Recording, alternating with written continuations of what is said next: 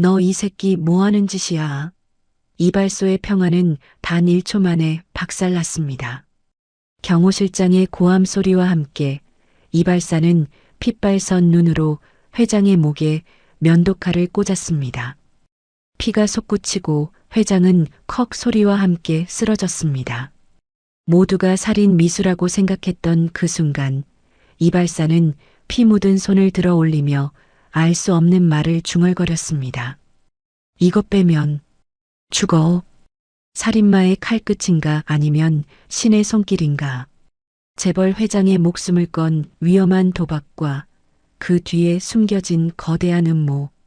이야기 시작 전 구독과 좋아요를 눌러주신다면 여러분의 가족과 주변 사람 모두에게 건강과 행복한 기운을 전달하실 수 있을 거예요. 오늘의 사연 시작합니다. 서울 청담동의 한적한 골목 안쪽에는 간판도 없이 운영되는 특별한 공간이 있습니다. 아는 사람만 아름아름 찾아온다는 청담제왕 이발관이죠.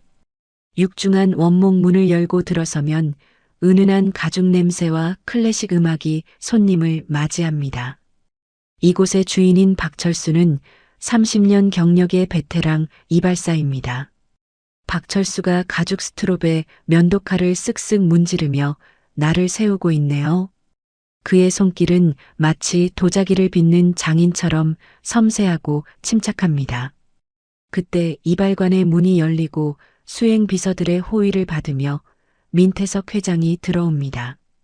민태석 회장이 지친 기색이 역력한 얼굴로 의자에 털썩 앉으며 말합니다.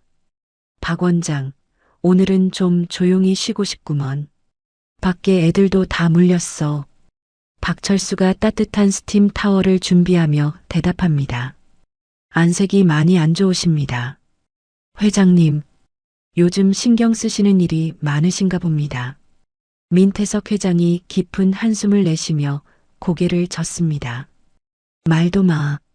믿었던 놈들이 등에 칼을 꽂으려고 호시탐탐 노리고 있으니 잠이 오겠나? 내 목을 맡길 곳은 여기 박 원장 의자뿐이야.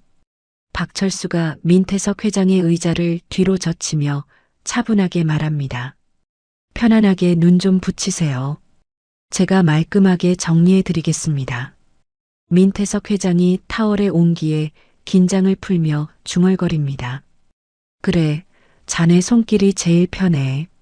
부탁하네. 박철수는 익숙한 손놀림으로 거품을 내어 민태석 회장의 턱과 볼에 부드럽게 바릅니다. 사각거리는 면도 소리만 들리는 평화로운 시간이 흐릅니다.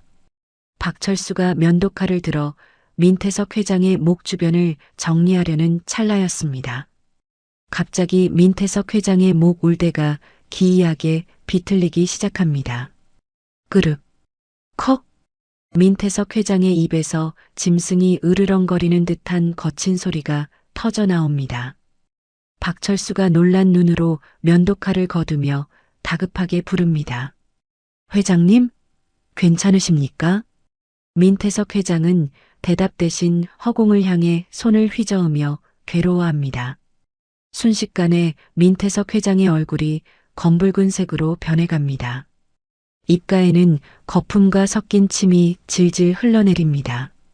박철수가 민태석 회장의 어깨를 잡고 흔들며 외칩니다.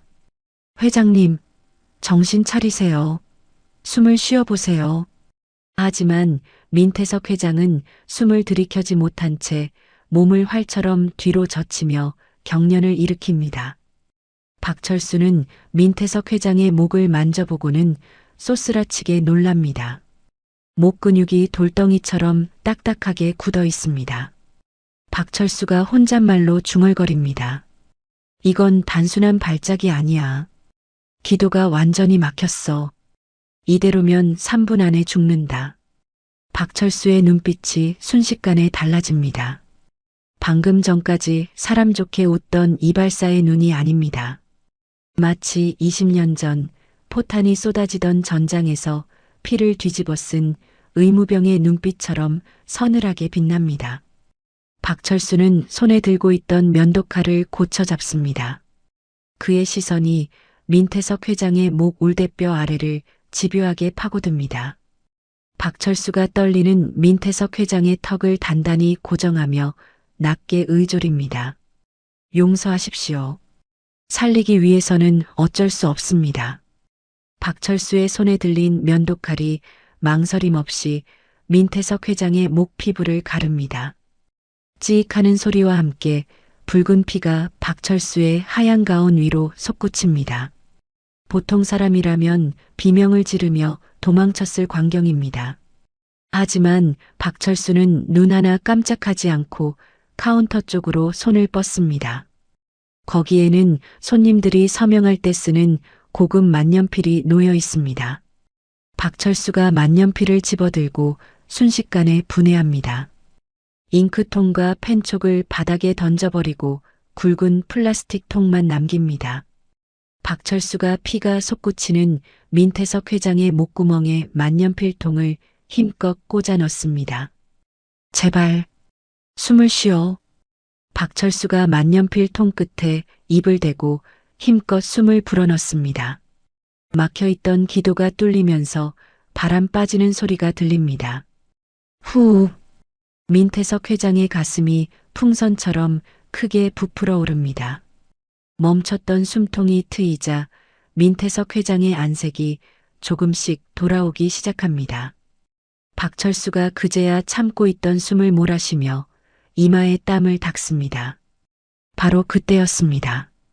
밖에서 쿵쿵거리던 소리가 나더니 이발관 문이 부서질 듯이 열립니다. 유리창 너머로 피가 튀는 것만 보고 놀란 경호실장 김도진이 들이닥칩니다. 김도진이 피범벅이 된 민태석 회장을 보고는 비명을 지르듯 소리칩니다. 회장님, 이게 무슨 일이야? 뒤따라 들어온 경호원들이 피 묻은 면도칼을 들고 있는 박철수를 발견합니다. 김도진이 박철수를 향해 삿대질하며 고함을 지릅니다. 너 이 새끼, 회장님한테 무슨 짓을 한 거야? 죽고 싶어 환장했어. 박철수가 피 묻은 손을 들어 보이며 다급하게 설명하려 합니다. 아닙니다. 회장님이 숨을 못 쉬어서 응급처치를. 하지만 흥분한 김도진의 귀에는 아무것도 들리지 않습니다. 김도진이 박철수의 명치를 향해 발길질을 날리며 소리칩니다. 닥쳐. 이 살인마 새끼. 당장 저놈 잡아. 박철수가 억소리를 내며 바닥에 쓰러집니다.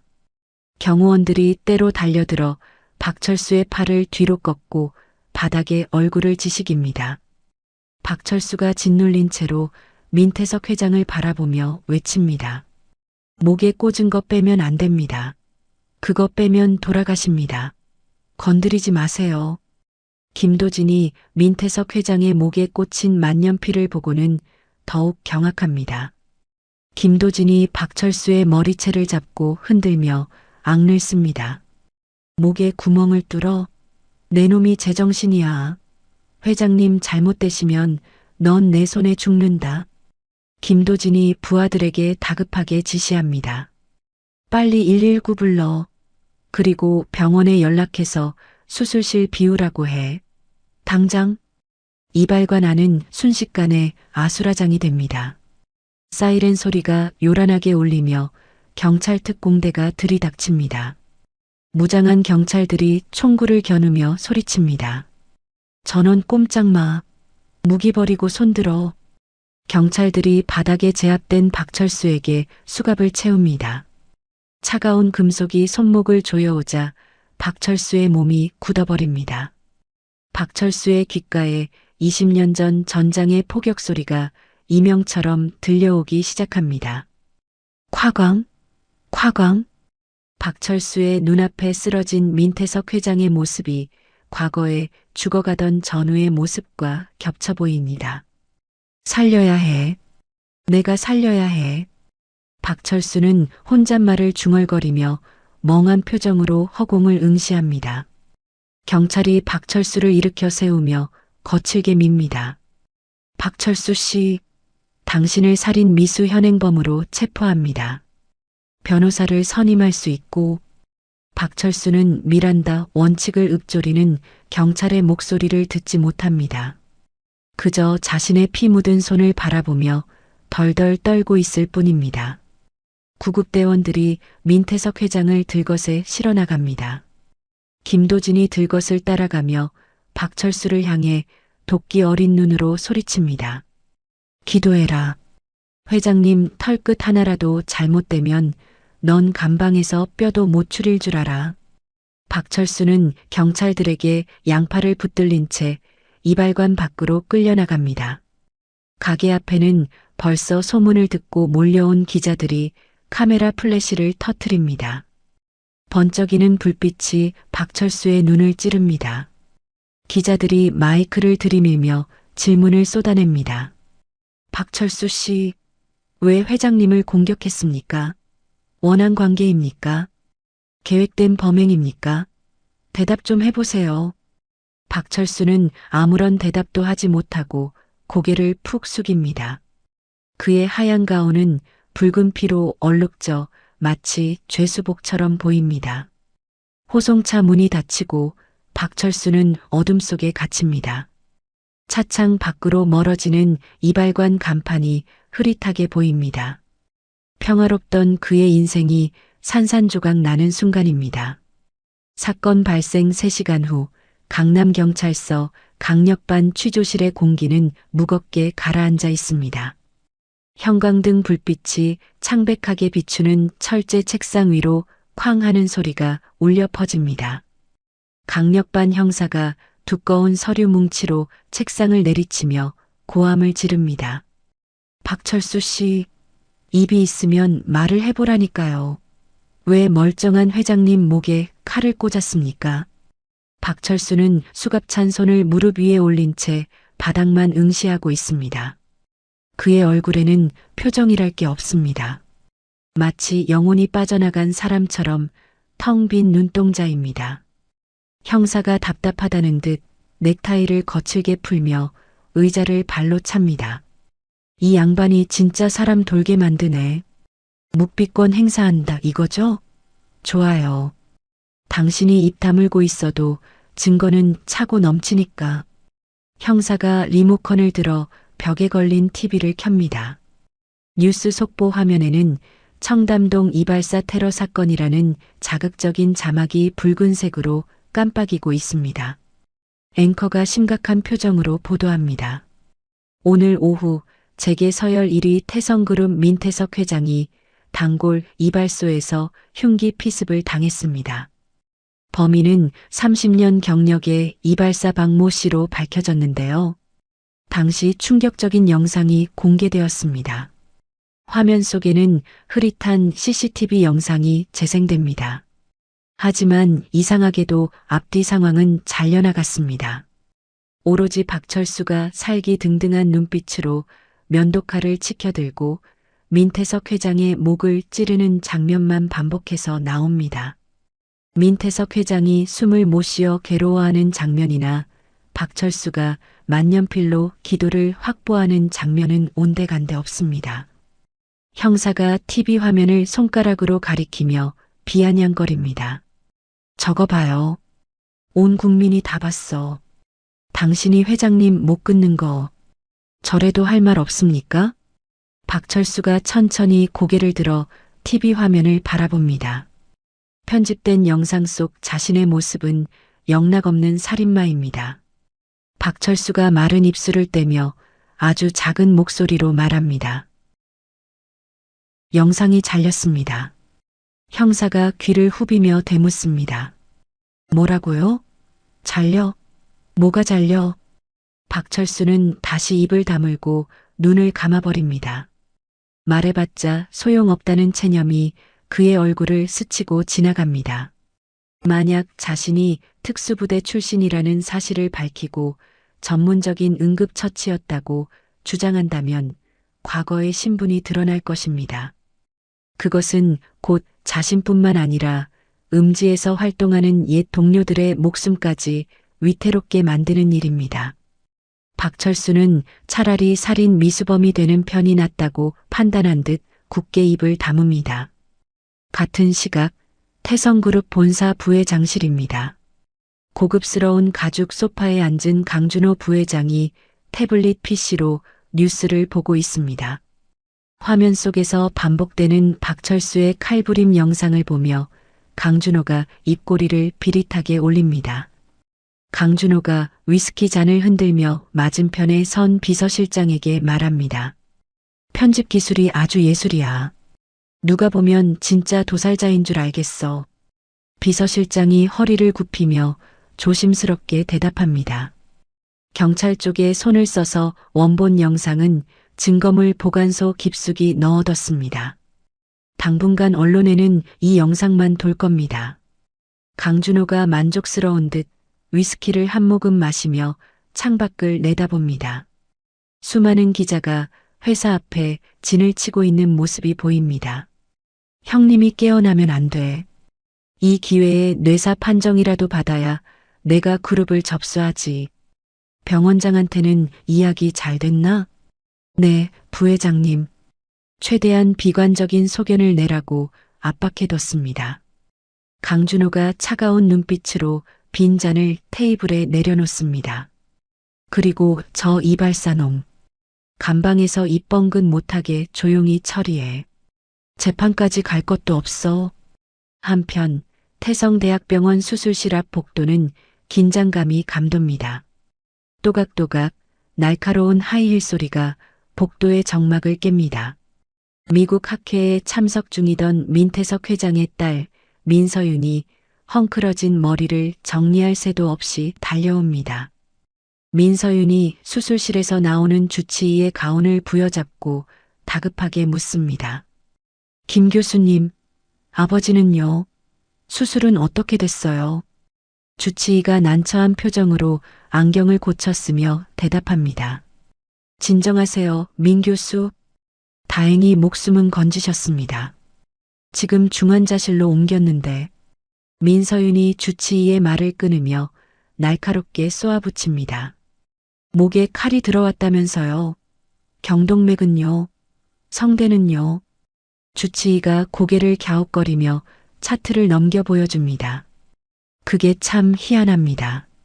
흉기가 3cm나 들어갔는데 주요 혈관이랑 성대를 기가 막히게 피해갔어요. 정확히 윤상갑상막만 절개해서 기도를 확보했습니다. 마치 교과서에 나오는 기관절 개수를 보는 것 같았습니다. 민서윤이 믿을 수 없다는 듯 차트와 CT 사진을 낚아채 확인합니다. 사진 속에는 만년필대가 기도를 정확히 유지하고 있는 모습이 선명하게 찍혀 있습니다.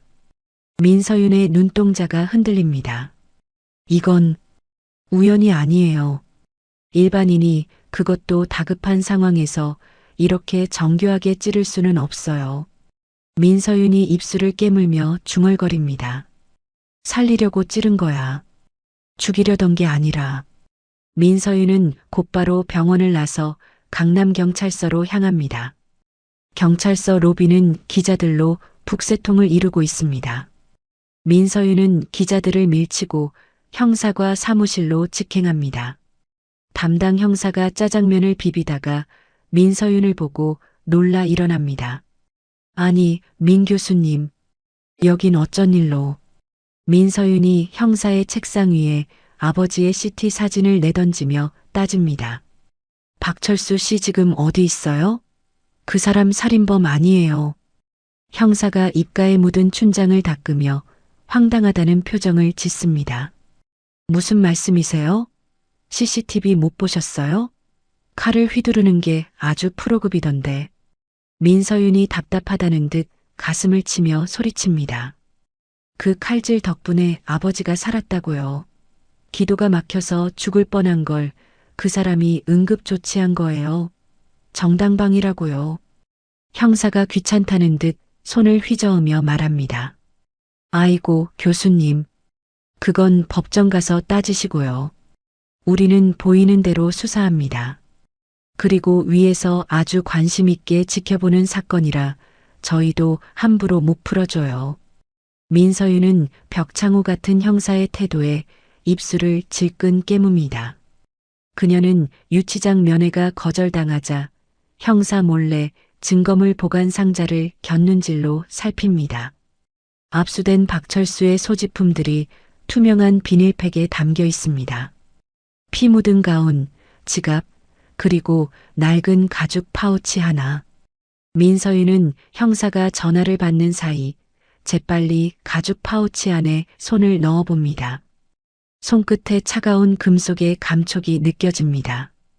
그녀가 몰래 꺼내든 것은 낡고 색이 바랜 군번줄 하나였습니다. 군번줄? 이발사가 왜 이걸 가지고 다니지? 민서윤은 재빨리 군번줄에 적힌 번호를 핸드폰으로 찍고 제자리에 돌려놓습니다. 경찰서 복도로 나온 민서윤은 떨리는 손으로 전화기를 듭니다. 단축번호 1번 국방부 정보본부에 근무하는 대학 선배입니다. 오빠 바빠? 나 지금 급한데 부탁 하나만 하자. 군번 조회 좀 해줘. 수화기 너머로 선배의 장난스러운 목소리가 들립니다. 우리 민 교수님이 웬일로 부탁을 다 하시고? 불러봐. 금방 찾아줄게. 민서윤이 사진에 찍힌 군번을 또박또박 불러줍니다. 잠시 후 타닥타닥 키보드 두드리는 소리가 들리더니 갑자기 뚝 끊깁니다. 정적이 흐르고 선배의 목소리가 싹 바뀌어 들려옵니다. 아, 민서윤, 너 이 군번 어디서 났어? 선배의 목소리가 미세하게 떨리고 있습니다. 민서윤이 긴장하며 되묻습니다. 왜? 누구 건데 그래?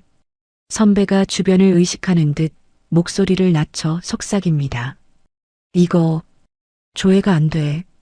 그냥 없는 번호가 아니라 1급 보안 코드로 잠겨 있어. 국정원장 하래비가 와도 열람 못하는 거야. 기록 자체가 말소된 유령 부대라고. 민서윤의 등골이 서늘해집니다.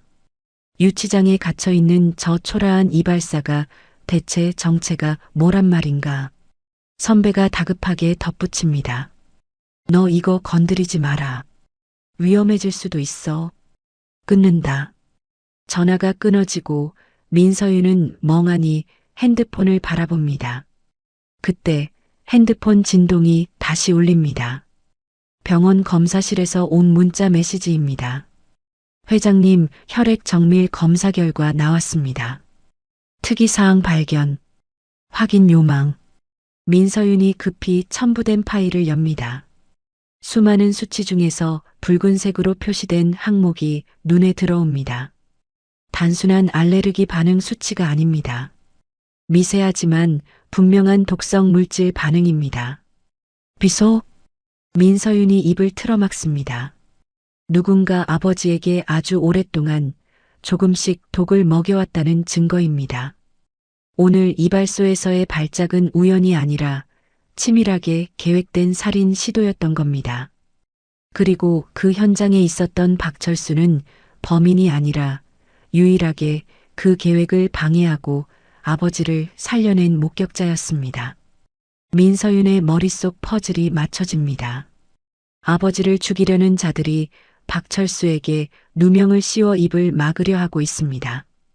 민서윤이 유치장 쪽을 바라보며 결심한 듯 주먹을 꽉 쥡니다. 당신, 내가 꺼내줄게. 아니, 당신이 우리 아버지를 살려야 해. 그 시각 유치장 안.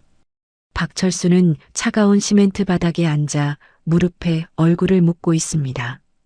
옆방에는 술 취한 취객이 고래고래 소리를 지르며 난동을 부립니다. 이거 나. 내가 누군지 알아. 다 죽여버릴 거야. 취객의 고성방가가 박철수의 귓가에는 전장의 비명소리로 들립니다. 살려달라고 울부짖던 전우들의 목소리. 터져나가는 포탄 소리.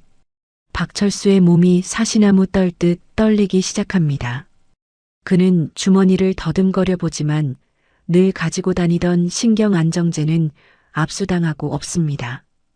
박철수가 떨리는 손으로 귀를 틀어막으며 고통스럽게 신음합니다. 제발, 조용히, 제발. 어둠 속에서 박철수는 홀로 보이지 않는 적과 싸우고 있습니다. 하지만 유치장 밖 복도 끝 그림자 속에서 누군가가 박철수를 주시하고 있습니다. 강준호 부회장의 사주를 받은 덩치 큰 사내들이 교도관과 은밀한 눈빛을 주고받습니다. 오늘 밤 이발사의 입을 영원히 다물게 할 밤이 깊어가고 있습니다. 다음 날 새벽 구치소 접견실의 공기는 얼음장처럼 차갑게 가라앉아 있습니다. 유리벽 하나를 사이에 두고 박철수와 민서윤이 마주 앉아 있습니다. 박철수는 수의를 입은 채 초점 없는 눈으로 허공만 바라보고 있습니다. 민서윤이 테이블 위에 몰래 찍어둔 군번줄 사진을 올려놓으며 입을 엽니다. 박철수 씨, 우리 시간 낭비하지 말죠. 당신 그냥 동네 이발사 아니잖아요. 박철수가 사진을 흘끗 보더니 무덤덤한 목소리로 대답합니다. 무슨 말씀을 하시는 건지 모르겠습니다. 저는 그냥 털 깎는 사람입니다. 민서윤이 답답하다는 듯 주먹으로 유리벽을 톡톡 치며 말합니다. 거짓말하지 마세요. 제가 국방부에 조회해봤어요. 1급 보안 등급. 국정원장도 열람 못하는 유령부대. 당신 고스트 부대 메딕이었죠? 박철수의 눈동자가 순간적으로 흔들립니다. 마치 감추고 싶었던 치부를 들킨 사람처럼 그의 얼굴 근육이 미세하게 경직됩니다. 박철수가 시선을 피하며 낮게 응졸입니다. 그건 이미 죽은 사람의 기록입니다. 저와 상관없습니다. 민서윤이 가방에서 서류 봉투를 꺼내 유리벽에 대고 펼쳐 보입니다. 민태석 회장의 혈액 검사 결과지입니다. 붉은색으로 표시된 수치들이 어지럽게 나열되어 있습니다. 이거 보여요? 비소 중독이에요. 누군가 아주 오랫동안 아버지에게 독을 먹여왔어요. 이발소에서의 발작은 우연이 아니었다고요. 박철수가 고개를 들어 처음으로 민서윤을 똑바로 쳐다봅니다. 그의 눈빛에 놀라움과 의문이 스쳐 지나갑니다. 민서윤이 박철수의 눈을 피하지 않고 절박하게 호소합니다. 당신이 입을 다물면 진짜 범인은 활개치고 다닐 거예요. 그리고 결국 우리 아버지를 죽이겠죠. 당신이 살려놓고 남의 손에 죽게 놔둘 겁니까? 박철수가 괴로운 표정으로 마른 세수를 하며 한숨을 내쉽니다. 제가 입을 여는 순간 제 옛 동료들이 위험해집니다. 저는 그냥 조용히 사라지고 싶습니다. 민서윤이 입술을 깨물며 눈물을 글썽입니다. 비겁해요. 사람 살리는 기술을 가지고 있으면서 자기 아니 때문에 진실을 덮겠다고요? 우리 아버지는 당신 믿고 목을 맡겼어요. 박철수는 아무 말도 하지 못하고 고개를 떨굽니다. 그때 교도관이 다가와 면회 시간이 끝났음을 알립니다. 민서윤이 자리에서 일어나며 박철수를 향해 단호하게 말합니다. 전 포기 안 해요. 당신이 법정에서 입 다물고 있어도 제가 증명할 거예요. 당신이 살인마가 아니라는 걸. 박철수는 민서윤이 나가는 뒷모습을 멍하니 바라보다가 다시 어두운 복도를 따라 감방으로 돌아갑니다. 오후 운동 시간 구치소 운동장은 팽팽한 긴장감이 감돕니다. 박철수는 구석진 벤치에 홀로 앉아 땅바닥의 개미떼를 바라보고 있습니다. 그때 덩치 큰 재소자 3명이 박철수를 에워싸며 다가옵니다. 강준호 부회장의 사주를 받은 폭력 조직원들입니다. 우두머리로 보이는 문신남이 칫솔을 갈아 만든 날카로운 흉기를 소매 속에 숨기며 빈정거립니다. 어이, 이발사 양반. 여기가 무슨 호텔인 줄 아나 봐? 편하게 앉아 계시네. 박철수가 고개를 들어 무표정한 얼굴로 그들을 올려다봅니다. 비켜주시죠. 햇볕 쬐고 있습니다. 문신남이 킬킬거리며 박철수의 어깨를 툭 칩니다. 햇볕은 저승가서 쬐시지 그래. 윗분들께서 자니가 너무 말이 많아질까봐 걱정하시더라고. 문신남이 눈짓을 보내자 양옆에 있던 덩치들이 순식간에 박철수를 덮칩니다. 보통 사람이라면 비명을 지르며 쓰러졌을 상황입니다. 하지만 박철수의 몸은 생각보다 먼저 반응합니다. 박철수가 왼쪽으로 살짝 몸을 틀어 주먹을 피하더니 그대로 상대방의 팔을 잡아 비틉니다. 우두득. 뼈가 어긋나는 소름 끼치는 소리와 함께 거구의 사내가 비명을 지르며 바닥에 뒹굽니다. 아, 내 팔. 문신남이 당황하여 품속의 칫솔칼을 꺼내 휘두릅니다. 박철수는 칫솔칼이 눈앞까지 다가왔는데도 눈 하나 깜짝하지 않습니다. 그는 문신남의 손목을 낚아채더니 정확히 급소를 가격해 칼을 떨어뜨리게 만듭니다. 그리고는 순식간에 다리를 걸어 문신남을 바닥에 내리꽂습니다. 쿵! 먼지가 피어오르고 3명의 건달이 순식간에 제압당해 신음합니다. 이 모든 일이 불과 10초도 걸리지 않았습니다. 주변에서 구경하던 재소자들이 입을 다물지 못하고 얼어붙습니다. 삐잉 마이너스. 뒤늦게 상황을 파악한 교도관들이 호루라기를 불며 달려옵니다. 거기 뭐야? 당장 멈춰. 박철수는 살기 등등하던 눈빛을 순식간에 지우고 언제 그랬냐는 듯 바닥에 무릎을 꿇고 머리에 손을 올립니다. 마치 아무것도 모르는 순한 양처럼 고개를 숙입니다. 교도관이 곤봉을 휘두르며 소리칩니다. 이 자식들이 감방이 아주 놀이터지. 전원 독방으로 끌고 가. 박철수는 저항 없이 끌려가면서도 자신의 손을 멍하니 내려다봅니다. 잊고 싶었던 감각, 사람을 부수고 제압하는 그 끔찍한 감각이 손끝에 남아 있습니다. 한편 민서윤의 연구실입니다. 그녀는 밤을 새운 듯 퀭한 눈으로 모니터를 노려보고 있습니다. 화면에는 오디오 파형 편집 프로그램이 띄워져 있습니다. 민서윤이 헤드폰을 끼고 이발소 CCTV에서 추출한 오디오를 수백 번째 반복해서 듣고 있습니다. 잡음과 비명소리, 기물 파손 소리가 섞여 있어 구별하기가 쉽지 않습니다. 민서윤이 미세하게 볼륨을 조절하며 특정 구간을 확대합니다. 제발, 나와라. 제발. 민서윤이 키보드를 두드려 잡음을 제거하자 쇳소리 같은 미세한 소음이 들려옵니다. 히, 그릇. 민태석 회장이 쓰러지기 직전 기도가 막히면서 냈던 협착음, 즉 스트라이더 STRIDOR입니다. 민서윤이 주먹을 불끈 쥐며 환호성을 지릅니다. 찾았다. 이거야.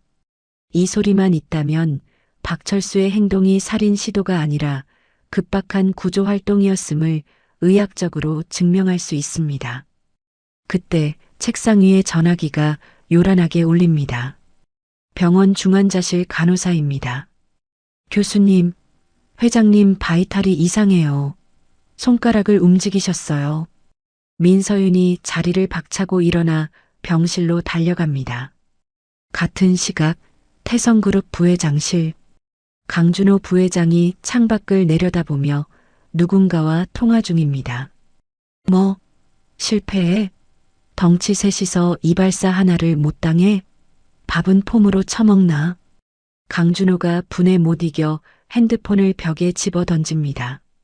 박살난 핸드폰 파편이 바닥에 뒹굽니다. 비서실장이 조심스럽게 새 전화기를 건네며 보고합니다. 부회장님, 방금 병원에서 연락이 왔는데 회장님 의식이 돌아올 조짐이 보인답니다. 강준호의 얼굴이 사색이 됩니다. 형이 깨어나면 모든 것이 끝장입니다. 강준호가 떨리는 손으로 넥타이를 거칠게 풀며 소리칩니다. 막아. 무슨 수를 써서라도 막으라고. 병원장한테 전화해서 당장 언론에 보도자료 뿌리라고 해. 회장 상태가 위독해서 오늘 내일 한다고. 주가라도 떨어뜨려야 이사들이 내 편을 들 거 아니야. 비서실장이 당황하며 물러섭니다. 하지만 부회장님, 회장님이 깨어나시면. 강준호가 비서실장의 멱살을 잡으며 으르렁거립니다. 깨어나도 식물인간이어야 해. 알았어? 약을 쓰든 산소호흡기를 끄든 알아서 하란 말이야. 시간이 흘러 재판 당일이 되었습니다. 서울중앙지방법원 앞은 취재진과 시위대로 인산인해를 이룹니다. 살인마 이발사를 처형하라는 피켓을 든 사람들이 박철수가 탄 호송차에 계란을 던집니다. 법정 안 방청석은 빈자리가 없을 정도로 꽉 찼습니다. 판사가 의사봉을 두드리며 개정을 선언합니다. 검사가 자리에서 일어나 거만한 표정으로 배심원들을 둘러보며 말합니다. 존경하는 재판장님, 그리고 배심원 여러분. 피고인 박철수는 자신의 단골 손님이자 사회적 존경을 받는 민태석 회장을 잔혹하게 공격했습니다. 여기 그 증거가 있습니다. 검사가 대형 스크린에 편집된 CCTV 영상을 띄웁니다. 박철수가 면도칼로 민태석 회장의 목을 찌르는 장면이 나오자 방청석 곳곳에서 비명과 탄식이 터져 나옵니다. 검사가 박철수를 손가락질하며 목소리를 높입니다. 보십시오. 저 망설임 없는 손놀림. 저건 사람을 살리는 손이 아니라 도살하는 손입니다. 피고인은 사이코패스적 성향을 가진 잠재적 살인마입니다. 박철수는 피고인석에 앉아 고개를 숙인 채 아무런 변명도 하지 않습니다. 변호인석에 앉은 국선 변호사는 하품을 하며 서류만 뒤적거립니다. 판사가 박철수를 내려다보며 묻습니다. 피고인 할 말 있습니까? 박철수가 입술을 달싹거리지만 목소리는 나오지 않습니다. 그때 방청석 맨 앞줄에 앉아있던 민서윤이 벌떡 일어나 손을 듭니다. 재판장님, 새로운 증거를 제출하겠습니다. 그리고 제가 증인으로 나서겠습니다. 검사가 인상을 찌푸리며 이의를 제기합니다. 재판장님, 갑작스러운 증인 신청은 받아들일 수 없습니다. 하지만 판사는 민서윤의 결의에 찬 눈빛을 보고 고개를 끄덕입니다. 증거의 중요성을 감안하여 허락합니다. 나오세요. 증인석에 앉은 민서윤이 마이크를 잡고 떨리는 목소리로 말합니다. 모두 저 영상을 살인 현장이라고 말하지만 의사인 제가 보기엔 다릅니다. 저건 완벽한 수술 현장이었습니다. 민서윤이 준비해온 오디오 파일을 재생합니다. 스피커를 통해 히, 끄륵 하는 기괴한 숨소리가 법정에 울려 퍼집니다. 사람들이 술렁거리기 시작합니다. 이 소리는 기도가 막혀 죽기 직전의 환자가 내는 협차음입니다. 박철수 씨는 이 소리를 듣고 3분 안에 기도를 확보하지 않으면 뇌사가 온다는 걸 알았던 겁니다. 민서윤이 눈물 고인 눈으로 박철수를 바라보며 외칩니다. 그는 살인마가 아닙니다. 우리 아버지를 살린 유일한 의사였습니다. 검사가 당황하여 얼굴이 불그락푸르락해집니다. 방청석의 여론이 순식간에 반전되며 웅성거림이 커집니다. 그때였습니다. 법정의 육중한 출입문이 끼익 소리를 내며 열립니다. 모든 사람의 시선이 문 쪽으로 쏠립니다. 휠체어에 앉은 민태석 회장이 링거를 꽂은 채 들어옵니다. 그의 뒤로 수많은 수행원과 의료진이 따르고 있습니다. 죽어가던 회장이 멀쩡히, 아니 살아서 나타나자 법정은 충격의 도가니가 됩니다. 강준호 부회장의 사주를 받은 방청객들이 입을 떡 벌리고 굳어버립니다. 민태석 회장이 떨리는 손으로 산소호흡기를 떼어내며 쉰 목소리로 입을 엽니다. 멈추시오. 당장 멈추시오. 법정 안에 정적이 흐르고 민태석 회장의 시선이 피고인석의 박철수에게 고정됩니다. 박철수도 믿기지 않는다는 듯 멍한 표정으로 회장을 바라봅니다. 민태석 회장이 힘겹게 손을 들어 박철수를 가리키며 말합니다. 저 사람은 나를 죽이려던 게 아니오. 민태석 회장의 눈에서 굵은 눈물이 흘러내립니다. 저 사람은 나를 살린 은인이오. 회장의 한마디가 법정에 천둥처럼 울려 퍼집니다. 민태석 회장의 증언이 끝나자마자 법정 안은 찬물을 끼얹은 듯 조용해졌다가 순식간에 웅성거림으로 가득 찹니다. 판사가 당혹스러운 표정으로 검사를 바라보며 묻습니다. 검사 측 피해자가 직접 처벌을 원치 않는다고 증언했습니다. 더 이상 공소 유지가 가능합니까? 검사는 얼굴이 벌겋게 달아올라 헛기침만 해댑니다. 자신이 살인마라고 몰아붙였던 피고인이 사실은 재벌 회장의 생명의 은인이었다니. 검사가 서류를 챙겨 넣으며 기어들어가는 목소리로 대답합니다. 피해자의 진술을 존중하여 공소를 취하하겠습니다. 판사가 의사봉을 3번 내려칩니다. 땅, 땅, 땅. 본 사건은 공소기각으로 종결합니다. 피고인 박철수는 즉시 석방합니다. 방청석에서 안도의 한숨과 탄성이 터져나옵니다. 민서윤이 그제야 다리에 힘이 풀린 듯 자리에 주저앉으며 눈물을 훔칩니다. 박철수는 멍하니 수갑이 풀린 자신의 손목을 문지릅니다. 모든 게 꿈만 같습니다. 법정 경위의 안내를 받아 밖으로 나오자 이번에는 수백 명의 기자가 구름대처럼 몰려듭니다. 조금 전까지만 해도 계란을 던지던 사람들이 이제는 영웅을 보겠다며 카메라를 들이댑니다. 박철수 씨, 회장님을 어떻게 살리신 겁니까? 의학 지식은 어디서 배우셨나요? 한 말씀만 해주세요. 지금 심정이 어떠십니까? 펑, 펑. 터지는 카메라 플래시 불빛이 박철수의 시야를 하얗게 뒤덮습니다. 박철수가 현기증을 느끼며 휘청거립니다. 사람들의 고함 소리가 다시금 전장의 포화 소리처럼 고막을 찢습니다. 박철수가 괴로움에 귀를 막으려는 순간 검은색 대형 세단 한 대가 미끄러지듯 그의 앞에 섭니다. 뒷좌석 문이 열리고 민태석 회장의 비서실장이 정중하게 고개를 숙입니다. 박 선생님 모시러 왔습니다. 타시죠. 박철수는 도망치듯 차 뒷좌석에 몸을 실었습니다.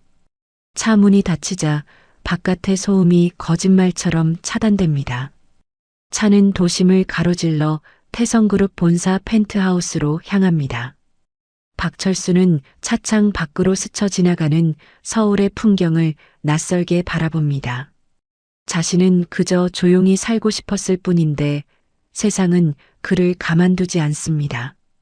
도착한 곳은 태성그룹 본사의 최상층 펜트하우스입니다. 엘리베이터 문이 열리자 화려한 대리석 바닥과 통유리창 너머로 서울 시내 전경이 펼쳐집니다. 민태석 회장은 링거 거치대를 옆에 둔 채 소파에 앉아 박철수를 기다리고 있었습니다. 목에는 수술 자국을 가리기 위한 거즈가 붙어 있고 목소리는 여전히 쇠를 긁는 듯 거칩니다. 어서 오게. 내 생명의 은인이 이제야 왔구먼. 박철수가 엉겁결에 허리를 숙여 인사합니다. 회장님, 몸은 좀 괜찮으십니까? 민태석 회장이 손짓으로 맞은편 자리를 권합니다. 자네 덕분에 저승 문턱까지 갔다가 돌아왔네. 앉게. 박철수가 조심스럽게 소파 끝에 걸터 앉습니다. 민태석 회장이 비서에게 눈짓하자 비서가 탁자 위에 서류 봉투와 수표책을 올려놓습니다. 민태석 회장이 펜을 들어 백지수표에 서명하며 말합니다. 이건 내 성이네. 금액은 자네가 원하는 대로 적게. 100억이든 200억이든 상관없어. 그리고 강남에 있는 빌딩 등기 권리증도 같이 준비했네. 박철수의 눈이 휘둥그레집니다. 평생 만져보지도 못할 거액과 부가 눈앞에 놓여 있습니다. 민태석 회장이 온화한 미소를 지으며 덧붙입니다. 자네 기술이면 병원을 하나 차려줘도 모자라지. 내 목숨값이 그 정도는 되네. 하지만 박철수는 수표와 서류를 쳐다보지도 않습니다. 그는 잠시 침묵하더니 천천히 고개를 가로저으며 말합니다. 회장님, 저는 이런 걸 바라고 한 일이 아닙니다. 민태석 회장이 의외라는 표정으로 펜을 내려놓습니다. 돈이 싫다? 그럼 명예를 원하나? 자네를 우리 그룹 고문으로 위촉해주지. 아니면 자네 전과 기록이라도 다 지워줄까? 박철수가 깊은 눈으로 민태석 회장을 바라보며 입을 엽니다. 회장님, 제 소원은 딱 하나입니다. 민태석 회장이 몸을 앞으로 기울이며 귀를 기울입니다. 말해보게. 무엇이든 들어주지. 박철수가 덤덤하지만 뼈 있는 목소리로 말합니다. 제 가게 앞에 진을 치고 있는 저 기자들과 구경꾼들, 제발 좀 치워주십시오. 민태석 회장의 눈썹이 꿈틀합니다. 그게 다인가? 박철수가 고개를 끄덕입니다. 네. 그리고 저에 대한 기사, 뉴스, 방송, 전부 없던 일로 만들어 주십시오. 저는 영웅도 아니고 의사도 아닙니다. 그저 조용히 이발만 하며 살고 싶습니다. 제발 저를 잊히게 해주십시오. 민태석 회장은 잠시 말을 잇지 못하고 박철수를 응시합니다.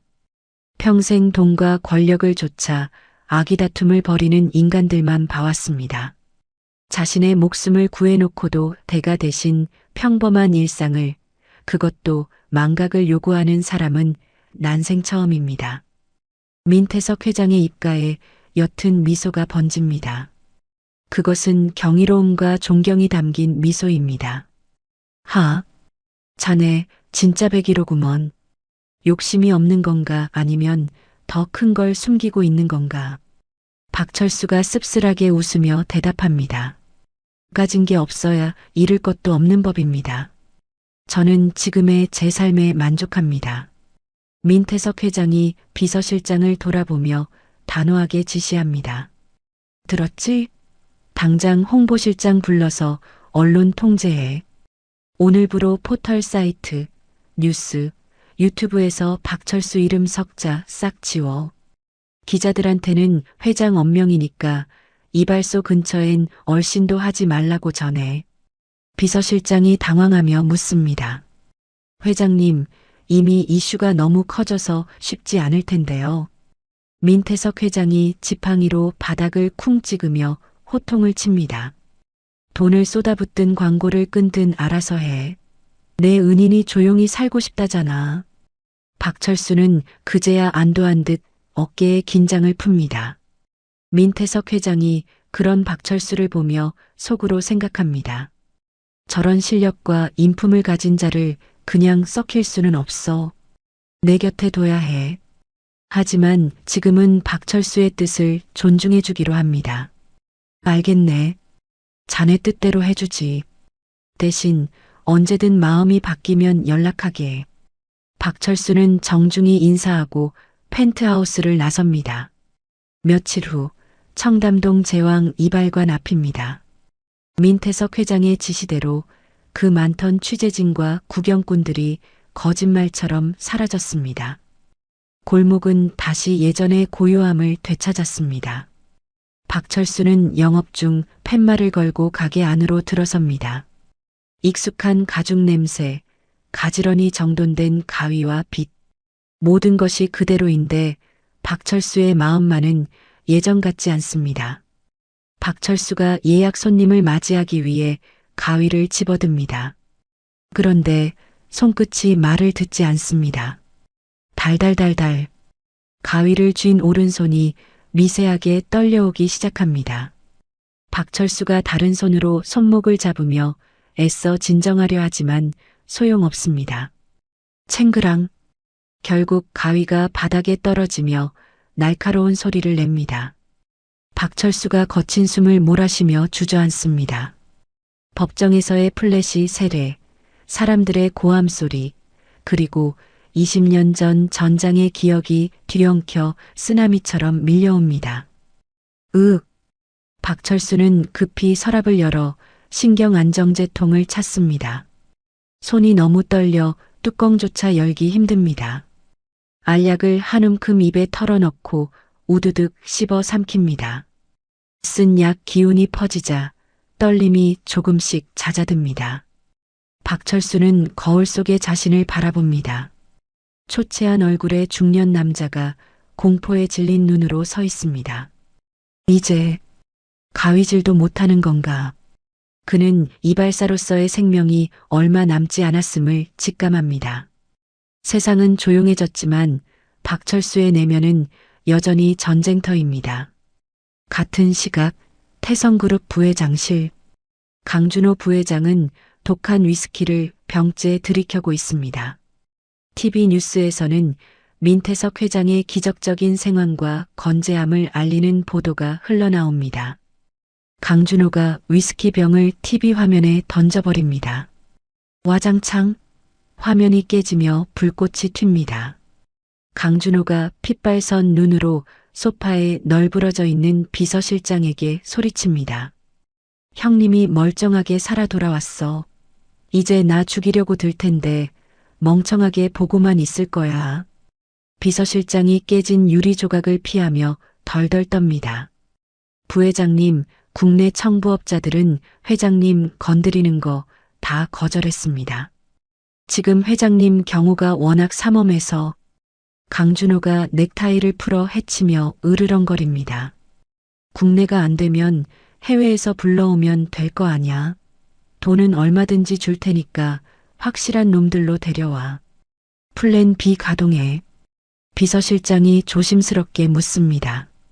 플랜 B라면 러시아 쪽 청소부들 말씀입니까? 그놈들은 너무 위험한데. 지금 찬밥 더운 밥 가리게 생겼어? 그 이발사 놈이랑 형님 둘 다 쥐도 새도 모르게 없애버리라고. 당장 연락해. 강준호의 눈빛에 광기가 서립니다. 이제는 되돌릴 수 없는 강을 건너려 하고 있습니다. 한편 펜트하우스 서재. 민태석 회장이 창밖의 야경을 내려다보고 있습니다. 그의 뒤에는 사설정보팀장이 서류를 들고 보고 중입니다. 회장님, 지시하신 대로 박철수 씨의 과거를 조사해 봤습니다만. 민태석 회장이 뒤돌아보며 묻습니다. 뭔가 나왔나? 정보팀장이 난처한 표정으로 고개를 젓습니다. 이상합니다. 20년 전부터 3년 전까지 박철수라는 사람의 행적이 대한민국 어디에도 없습니다. 주민등록 말소 기록도 없고 출입국 기록도 깨끗합니다. 마치 그 기간 동안 세상에 존재하지 않았던 사람 같습니다. 민태석 회장의 눈이 반짝입니다. 역시 보통 내기가 아니었습니다. 민서윤이 말했던 기록 없는 부대 출신이라는 말이 사실임을 확인한 셈입니다. 민태석 회장이 중얼거립니다. 기록이 없다는 건 국가가 지워줬다는 뜻이지. 엄청난 놈을 숨겨두고 있었구먼. 민태석 회장은 확신합니다. 자신의 목숨을 노리는 내부의 적 강준호와 그 일당들로부터 자신을 지켜줄 수 있는 사람은 오직 박철수뿐입니다. 돈이나 명예로도 움직이지 않는 그 강직함과 사람을 살리는 무시무시한 실력. 민태석 회장이 지팡이를 짚고 일어서며 말합니다. 내일부터 내 스케줄 다 비워. 정보팀장이 의아해하며 묻습니다. 네, 어디 가시려고요? 아직 요양이 필요하십니다. 민태석 회장이 껄껄 웃으며 대답합니다. 이발하러 가야지. 내 목숨을 구해준 친구가 거기 있는데 인사는 제대로 해야 하지 않겠나? 정보팀장이 깜짝 놀라 만류합니다. 위험합니다, 회장님. 아직 부회장님 쪽 움직임이 심상치 않습니다. 그러니까 가는 거야. 나를 지켜줄 방패를 구하러. 그날 밤 서울 하늘에 장대비가 쏟아집니다. 천둥 번개가 치고 바람이 거세게 붑니다. 박철수는 텅 빈 이발관 안에서 빗소리를 들으며 위스키 한 잔을 기울이고 있습니다. 약 기운과 술 기운으로 겨우 손 떨림을 멈춘 상태입니다. 그때 빗속을 뚫고 헤드라이트 불빛이 이발관 유리창을 비춥니다. 검은색 세단 한 대가 가게 앞에 멈춰섭니다. 박철수가 미간을 찌푸리며 자리에서 일어납니다. 이 시간에 누구지? 수행원도 없이 운전석 문이 열리고 누군가 우산도 쓰지 않은 채 내립니다. 비에 흠뻑 젖은 민태석 회장입니다. 민태석 회장이 절뚝거리는 다리로 걸어와 이발관 문을 쿵쿵 두드립니다. 박 원장, 나네. 문 좀 열어주게. 박철수가 놀라 문을 열자 비에 젖은 생쥐꼴을 한 재계의 제왕이 서 있습니다. 민태석 회장이 빗물을 뚝뚝 흘리며 하지만 환한 미소로 말합니다. 면도하다가 중간에 끊겨서 영 찜찜해서 말이야. 마무리 좀 해주게. 박철수는 어이없다는 표정으로 그러나 거부할 수 없는 회장의 눈빛을 마주합니다. 왕의 삼고초려가 시작된 밤이었습니다. 빗줄기가 억수같이 쏟아지는 밤, 청담제왕 이발관 안에는 묘한 긴장감이 흐릅니다. 물에 빠진 생쥐꼴을 한 재계 서열 1위 민태석 회장이 수건으로 머리를 털며 이발 의자에 앉아 있습니다. 박철수는 못마땅한 표정으로 따뜻한 차를 내오며 탁 소리가 나게 내려놓습니다. 박철수가 수건을 건네며 퉁명스럽게 말합니다. 회장님, 제정신이십니까? 이 밤중에 수행원도 없이 혼자 다니시다가 사고라도 나면 어쩌시려고 그럽니까? 민태석 회장이 껄껄 웃으며 찻잔을 듭니다. 내 목숨 살려준 자니가 있는데 뭐가 걱정인가? 그리고 밖에는 보는 눈들이 너무 많아. 자네랑 조용히 이야기하려면 이 방법뿐이야. 박철수가 한숨을 내쉬며 민태석 회장의 젖은 옷을 닦아냅니다. 영업 끝났습니다. 차 드시고 비 그치면 돌아가세요. 민태석 회장이 박철수의 손목을 덥석 잡습니다. 노인의 악력이라고는 믿기지 않을 만큼 강한 힘입니다. 민태석 회장이 진지한 눈빛으로 박철수를 올려다보며 말합니다. 박 원장, 아니 박철수 선생, 내 주치의가 되어주게. 박철수가 잡힌 손을 뿌리치며 뒤로 물러섭니다. 몇 번을 말씀드립니까? 저는 의사가 아닙니다. 면허도 없고 그럴 자격도 없는 사람입니다. 민태석 회장이 지지 않고 목소리를 높입니다. 자격? 내 목에 칼 꽂아서 살려낸 거, 그게 자격이야. 대학병원 교수 놈들도 못하는 걸 자네가 해냈어. 나는 가운 입은 사기꾼들보다 자네의 그 거친 손을 믿네. 박철수가 고개를 가로저으며 창가로 돌아섭니다. 저는 사람을 살리는 손이 아닙니다. 과거에 너무 많은 피를 묻혔습니다. 이제 와서 의사 흉내를 낼 수는 없습니다. 민태석 회장이 자리에서 일어나 지팡이를 짚고 박철수의 등 뒤로 다가갑니다. 그럼 경호 실장은 어떤가? 내 곁에서 나를 지켜만 주게. 자네가 원하는 만큼 돈은 얼마든지 주겠네. 박철수가 단호하게 대답합니다. 돈 문제 아닙니다. 제발 저를 좀 내버려 두십시오. 저는 여기서 조용히 늙어 죽고 싶습니다. 민태석 회장은 박철수의 완강한 태도에 잠시 침묵하더니 묘한 미소를 지으며 돌아갑니다. 좋아, 오늘은 이만 가지. 하지만 나는 포기라는 걸 모르는 사람이야. 각오하게. 다음 날 아침 박철수가 이발관 셔터를 올리려는데 가게 앞에 검은 양복을 입은 사내들이 도열해 있습니다. 그 가운데서 민태석 회장이 선글라스를 끼고 흐뭇하게 웃으며 서 있습니다. 박철수가 기가 막혀서 묻습니다. 이게 다 뭡니까? 영업 방해하러 오셨습니까? 민태석 회장이 품에서 서류 봉투를 꺼내 박철수에게 흔들어 보입니다. 방해라니 섭섭한 소리. 오늘부로 내가 이 건물을 매입했네. 이제 내가 자네 건물주야. 박철수가 입을 떡 벌립니다. 네, 건물을 사셨다고요? 민태석 회장이 성큼성큼 가게 안으로 들어오며 소파에 자리를 잡습니다. 건물주로서 세입자 안전 점검하러 왔네. 매일 올 거야. 잔이가 내 제안을 받아들일 때까지. 그날부터 민태석 회장의 기상천외한 출근 도장이 시작됩니다. 아침에는 모닝커피를 마시러 오고 점심에는 도시락을 싸들고 와서 같이 먹자고 조릅니다.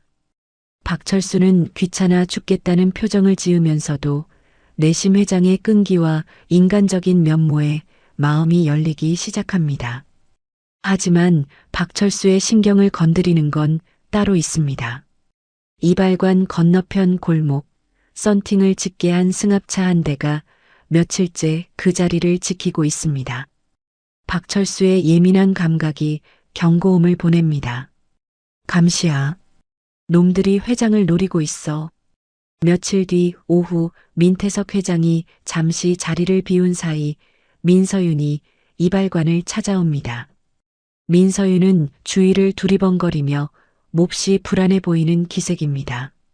그녀가 핸드백에서 약병 하나를 꺼내 박철수 앞 탁자에 내려놓습니다. 민서윤이 떨리는 목소리로 말합니다. 박철수 씨, 이것 좀 봐주세요. 아버지가 드시는 심장약이에요.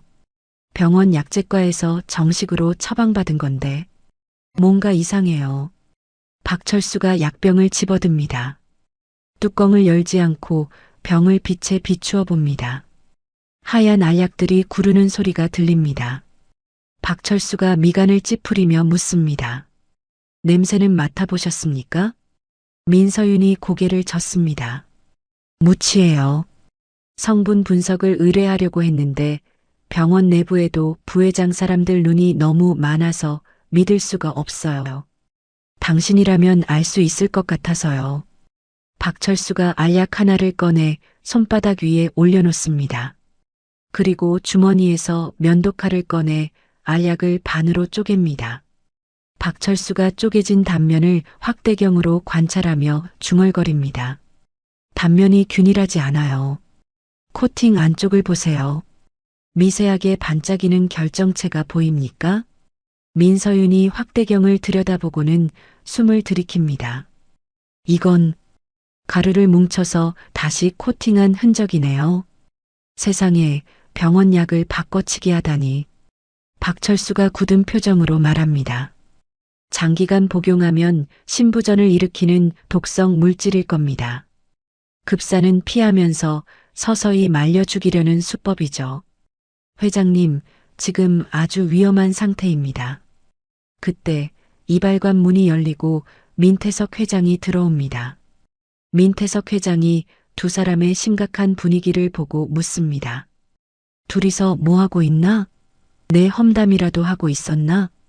박철수가 급히 약병을 숨기며 일어납니다. 지금 당장 사실을 말하면 회장이 충격을 받을까봐 일단 숨기기로 합니다. 아닙니다. 회장님 머리가 좀 길어서 다듬어야겠다고 이야기 중이었습니다. 민태석 회장이 껄껄 웃으며 의자에 앉으려다가 시계를 봅니다. 이런, 벌써 시간이 이렇게 됐나? 오늘은 이만 가봐야겠어. 이사회 준비 때문에 바빠서 말이야. 민태석 회장이 아쉬운 듯 자리에서 일어납니다. 박철수가 민태석 회장을 배웅하러 문 밖으로 나갑니다. 이발관 앞도로는 한산합니다. 민태석 회장의 차가 건너편에 대기하고 있습니다. 민태석 회장이 길을 건너려 발을 내딛는 순간이었습니다. 박철수의 귀에 낯설지만 익숙한 소리가 들립니다. 부웅 마이너스. 골목 끝에서 대형 트럭 한 대가 굉음을 내며 급가속을 합니다. 박철수가 고개를 돌리는 순간 트럭이 민태석 회장을 향해 직선으로 돌진하는 것이 보입니다. 트럭 운전자는 브레이크를 밟을 생각이 전혀 없어 보입니다. 민태석 회장은 소리에 놀라 그 자리에 얼어붙어 있습니다. 박철수의 뇌보다 몸이 먼저 반응합니다. 20년 전 포탄이 떨어지는 전장에서 동료를 구하러 뛰쳐나가던 그 본능입니다. 박철수가 땅을 박차고 튀어나가며 소리칩니다. 회장님, 피하세요. 박철수가 민태석 회장의 허리를 감싸 안고 그대로 도로 옆 화단 쪽으로 몸을 날립니다. 쾅! 귀를 찢는 굉음과 함께 트럭이 민태석 회장이 서 있던 자리를 쓸고 지나갑니다. 트럭은 이발관의 쇼윈도를 박살내고 가로수를 들이받은 뒤에야 멈춰섭니다. 와장창 유리 파편이 비처럼 쏟아지고 먼지가 피어오릅니다. 박철수는 바닥을 구르며 자신의 등으로 민태석 회장을 감싸 보호합니다. 민태석 회장이 놀란 눈으로 박철수를 올려다보며 묻습니다. 자네, 괜찮나? 박철수의 팔뚝에 유리 파편이 박혀 피가 흐르지만 그는 고통을 느낄 겨를도 없습니다. 박철수가 고개를 들어 트럭 쪽을 봅니다. 운전석 문이 열리고 검은 마스크를 쓴 남자가 비틀거리며 내리더니 미리 대기하고 있던 승합차에 올라타 도주합니다. 뺑소니 사고를 위장한 명백한 암살 시도입니다. 주변 행인들이 비명을 지르며 몰려옵니다. 사람 살려. 여기 사고 났어요. 박철수가 민태석 회장을 부축해 일으킵니다. 민태석 회장은 충격으로 다리가 풀려 주저앉습니다. 하지만 그의 눈은 두려움보다 분노로 이글거립니다. 이놈들이 기어이 나를 죽이려고. 박철수는 피 묻은 손으로 주먹을 꽉 쥡니다. 자신이 숨어 지내며 외면하려 했던 진실이 눈앞에 들이닥쳤습니다. 이대로 있다가는 자신을 믿어준 유일한 사람, 민태석 회장이 죽습니다. 박철수가 민서윤을 향해 소리칩니다. 교수님, 회장님 모시고 병원으로 가세요. 보안팀 불러서 절대 혼자 두지 마시고요. 민서윤이 울먹이며 고개를 끄덕이고 달려온 수행원들과 함께 회장을 부축합니다. 구급차 사이렌 소리가 멀리서 들려옵니다. 민태석 회장이 구급차에 실려가면서 박철수를 향해 손을 뻗습니다. 박 선생, 같이 가세. 자네도 다쳤잖아. 박철수는 말없이 고개만 숙여 인사합니다. 구급차가 떠나고 박철수는 폐허가 된 이발관 안으로 들어갑니다. 깨진 거울 조각들이 바닥에 흩어져 있습니다. 박철수는 피가 흐르는 팔을 대충 수건으로 감싸고 이발관 안쪽 깊숙한 곳에 있는 비밀 금고로 향합니다. 다이얼을 돌리는 그의 손끝이 미세하게 떨립니다. 철커덕, 육중한 금고 문이 열립니다. 그 안에는 박철수가 20년 동안 봉인해 두었던 과거가 잠들어 있습니다. 먼지 쌓인 전술조끼, 빛바랜 베레모, 그리고 수십 개의 수수용 메스와 군용 대검. 박철수가 거울 앞에 섭니다. 그는 떨리는 손으로 바리캉을 집어듭니다. 윙마이너스 하는 기계음이 정막을 깹니다. 박철수가 망설임 없이 자신의 덥수룩한 머리카락을 밀어버립니다. 후두둑. 잘려나간 머리카락과 함께 이발사 박철수의 모습도 사라집니다. 거울 속에는 짧게 친 머리에 살기 어린 눈빛을 한 전직 용병 고스트가 서 있습니다. 박철수가 서랍에서 고용량 신경안정제 통을 꺼냅니다. 손바닥에 약을 한가득 털어넣고 물도 없이 우두둑 씹어 삼킵니다. 쓴맛이 입안에 퍼지자 거짓말처럼 손의 떨림이 멈춥니다. 박철수가 전술조끼를 걸쳐 입고 허리춤에 대검을 찹니다. 마지막으로 날카롭게 간 면도칼을 가슴 주머니에 꽂아 넣습니다. 기다리십시오, 회장님. 제가 갑니다. 박철수의 목소리는 더 이상 망설임이 없습니다. 그는 이발관에 불을 끄고 어둠 속으로 걸어나갑니다. 이제 전쟁터로 돌아갈 시간입니다. 박철수가 태성그룹 본가인 펜트하우스에 입성한 지 일주일이 지났습니다. 그는 더 이상 허름한 가운을 입은 동네 이발사가 아닙니다. 몸에 딱 맞는 검은색 정장 차림에 한쪽 귀에는 무전기 이어폰을 꽂은 모습이 영락없는 경호 책임자입니다. 박철수의 공식 직함은 회장 수석 보좌관이지만 집안의 고용인들은 그를 저승사자보다 더 무서워합니다. 박철수가 주방에 들어서자 요리사들이 하던 일을 멈추고 긴장한 표정으로 일렬로 섭니다. 박철수가 날카로운 눈빛으로 식재료들을 훑어보며 말합니다. 오늘 들어온 채소 공급업체가 바뀌었더군요. 제가 지정한 유기농 업체 아니면 드리지 말라고 했을 텐데요. 주방장이 땀을 뻘뻘 흘리며 허리를 굽힙니다. 아, 그게 부회장님 비서실에서 추천한 곳이라 어쩔 수 없이. 박철수가 채소 바구니를 그대로 쓰레기통에 엎어버립니다. 와르르 쏟아지는 소리에 주방 사람들이 깜짝 놀라 움츠러듭니다. 박철수가 차가운 목소리로 경고합니다. 여기는 회장님의 생명을 다루는 곳입니다. 부회장이 아니라 대통령이 추천해도 검증 안 된 건 안 됩니다. 다시 준비하세요. 물 한 방울까지 제가 먼저 맛보고 검수합니다. 박철수는 회장의 입으로 들어가는 모든 것을 통제합니다. 그의 예민한 미각과 후각은 최첨단 독극물 탐지기보다 정확하니까요. 그때 거실 쪽에서 소란스러운 소리가 들립니다. 강준호 부회장이 수행원들을 대동하고 들이닥친 것입니다. 비켜. 내가 내 형님 집에도 마음대로 못 와. 경호원들이 쩔쩔매며 길을 막지 못하고 뒤로 물러납니다. 강준호가 거만하게 거실 소파에 앉아 다리를 꼬며 소리칩니다. 박 보좌관, 어디 있어? 쥐새끼처럼 숨지 말고 나와. 박철수가 주방에서 천천히 걸어 나와 강준호 앞에 섭니다. 그의 표정은 흔들림 없이 고요합니다. 박철수가 정중하게 하지만 뼈 있는 목소리로 말합니다. 오셨습니까, 부회장님? 회장님께서는 지금 휴식 중이라 면회가 어렵습니다. 강준호가 코웃음을 치며 박철수를 위아래로 훑어봅니다. 하, 때깔 좋아졌네.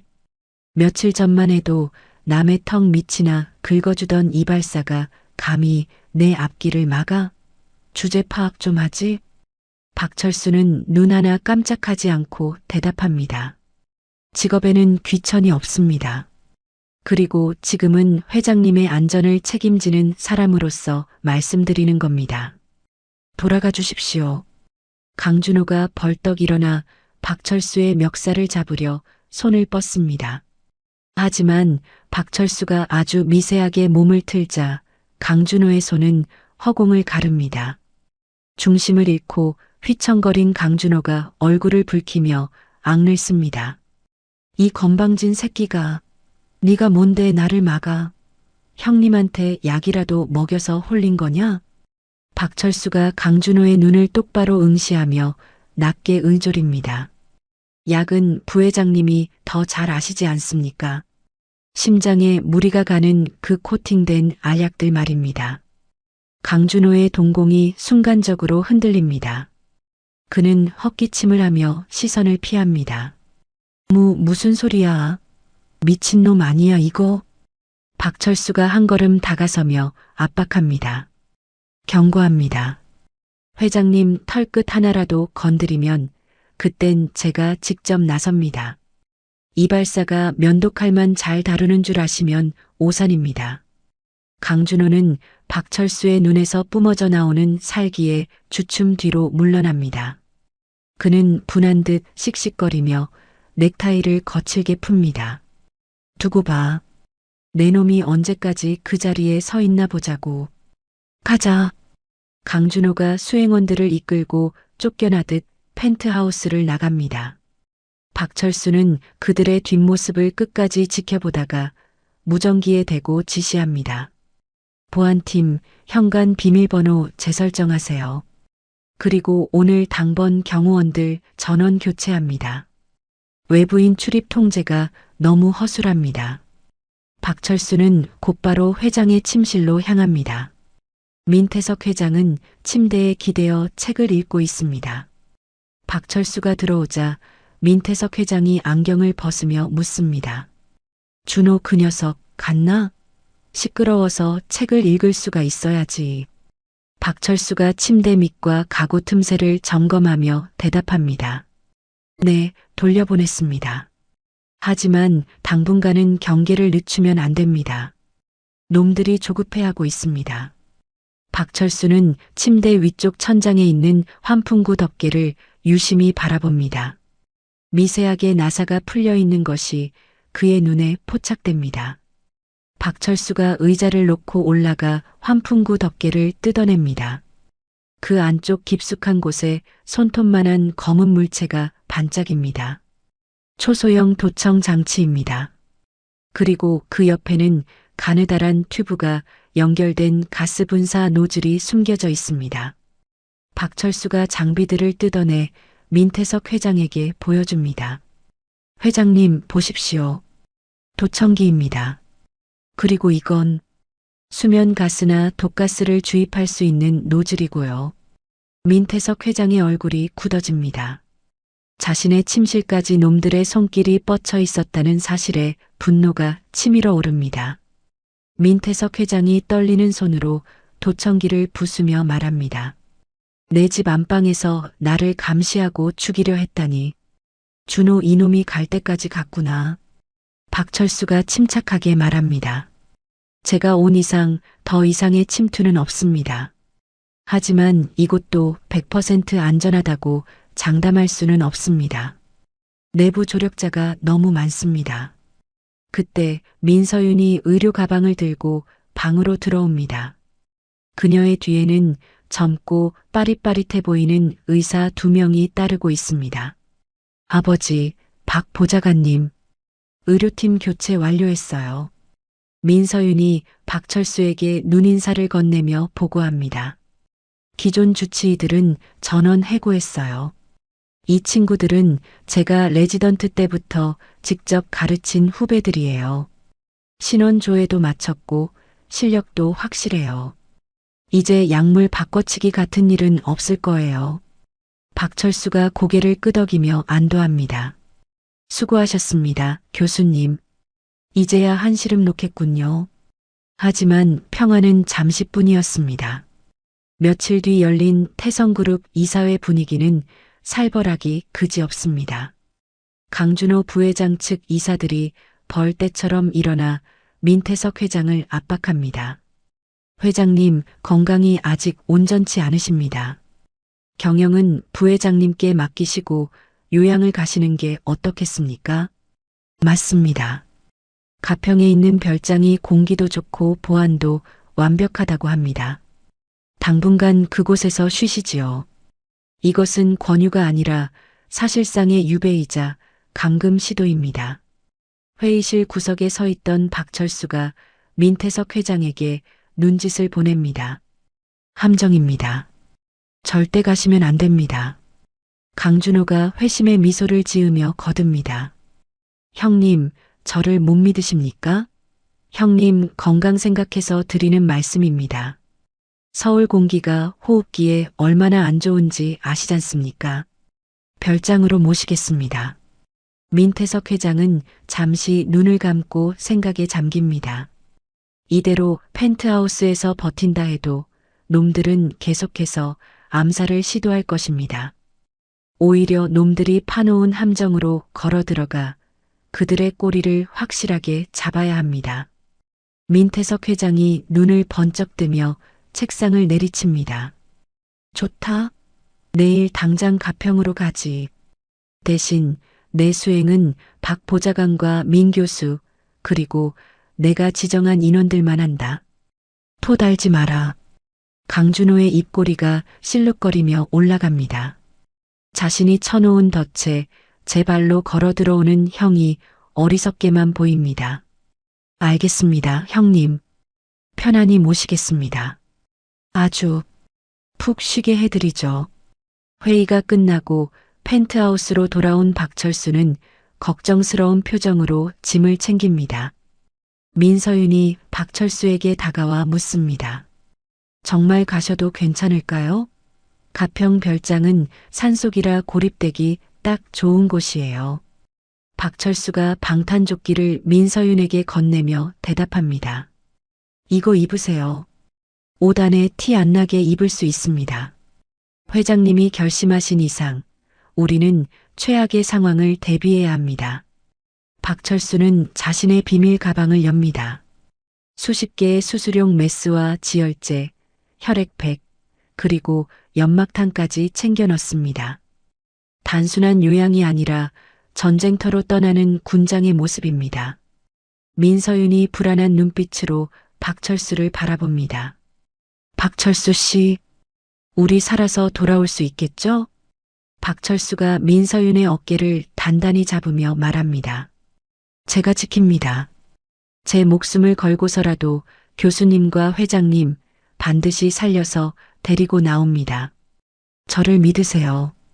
박철수의 눈빛은 20년 전 전설의 용병 고스트의 눈빛으로 돌아와 있습니다. 그는 무전기를 들고 보안팀에게 마지막 지시를 내립니다. 전원 탑승 준비. 목적지는 가평 별장. 이동간 외부 통신은 일절 금지한다. 출발한다. 다음 날 태성그룹의 차량 행렬이 가평의 깊은 산속으로 향합니다. 구불구불한 산길을 따라 올라갈수록 인적은 드물어지고 울창한 숲이 그들을 집어삼킬 듯 에워쌉니다. 별장은 절벽 끝에 위태롭게 서 있는 거대한 요새처럼 보입니다. 하지만 박철수의 눈에는 그것이 요새가 아니라 출구 없는 거대한 무덤처럼 보입니다. 별장에 도착하자마자 비가 내리기 시작합니다. 하늘이 뚫린 듯 쏟아지는 폭우가 을씨년스러운 분위기를 자아냅니다. 짐을 풀기가 무섭게 박철수는 별장의 보안 시스템부터 점검합니다. 모니터실에 들어선 박철수가 경악합니다. 수십 개의 CCTV 화면이 모두 지직거리는 노이즈로 뒤덮여 있습니다. 박철수가 키보드를 두드려 보지만 시스템은 먹통입니다. 해킹당했어. 박철수가 다급하게 무전기를 듭니다. 비상 상황. 전원 회장님 곁으로 집합. 지금 당장. 하지만 무전기에서는 치직거리는 잡음만 들릴 뿐 아무런 응답이 없습니다. 외부 통신선도 무전망도 모두 차단되었습니다. 완벽한 고립입니다. 그때 1층 로비에서 탕 하는 총소리가 울려 퍼집니다. 이어서 유리창이 깨지는 소리와 함께 사람들의 비명이 들려옵니다. 야, 뭐야? 당신들 누구야? 박철수가 본능적으로 허리춤에 찬 대검을 확인하며 거실로 달려갑니다. 이미 매수된 내부 경호원들이 민태석 회장과 민서윤에게 총구를 겨누고 있습니다. 민태석 회장은 소파에 앉아 덤덤하게 그들을 노려보고 있습니다. 이 배신자 놈들, 준호가 얼마를 주더냐? 경호원 중 한 명이 비릿하게 웃으며 대답합니다. 회장님 목숨값보다는 많이 주던데요. 죄송하지만 여기서 주무셔 주셔야겠습니다. 영원히요. 그때 창문 밖에서 밧줄을 타고 검은 옷을 입은 괴한들이 유리창을 깨고 난입합니다. 강준호가 고용한 해외 용병들입니다. 그들의 손에는 소음기가 장착된 기관단총과 정글도가 들려 있습니다. 박철수가 2층 난간에서 그 광경을 내려다보며 이를 갑니다.